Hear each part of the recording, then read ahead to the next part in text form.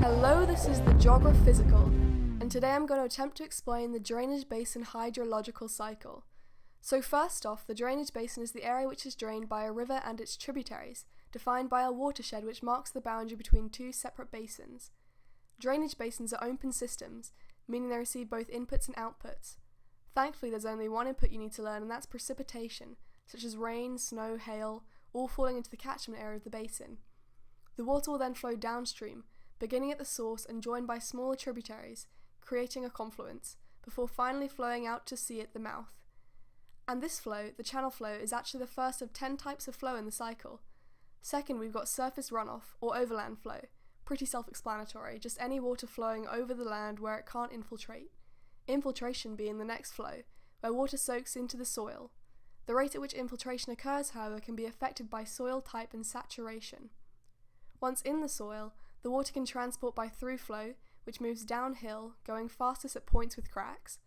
The water can then percolate, similar to infiltration, but from the soil down into the water table, at which point it can travel as interflow through permeable rock above the water table, or groundwater flow, which is the slowest flow, through permeable rock below the water table.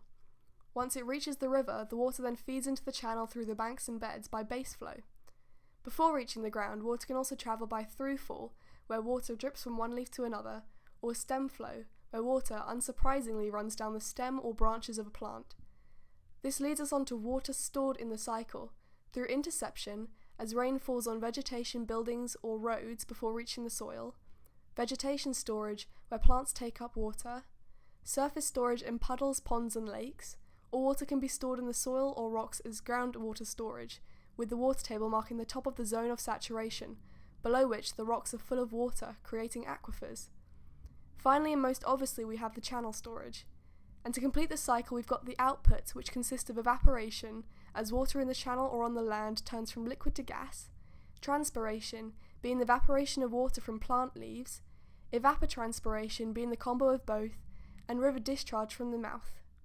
The amount of water stored in the soil at any one point in time can be calculated by using this equation, with P representing precipitation, Q the runoff or stream flow, E being evapotranspiration, and S representing the storage of water in the system. This equation can then be rearranged to calculate the change in storage, or the water balance or water budget graph can be used to see them. The UK water balance shows seasonal patterns, with precipitation, the blue line, exceeding evapotranspiration, the red line, in the wet season, creating a water surplus.